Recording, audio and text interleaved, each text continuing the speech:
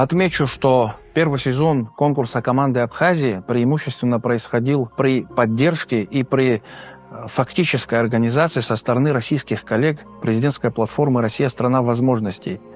Сегодняшний конкурс «Команда Абхазии 2.0», рабочее название второго сезона конкурса «Команда Абхазии», будет целиком и полностью организовано силами автономной некоммерческой организации «Команда Абхазии» при методологической поддержке и кураторстве «Россия – страна возможностей».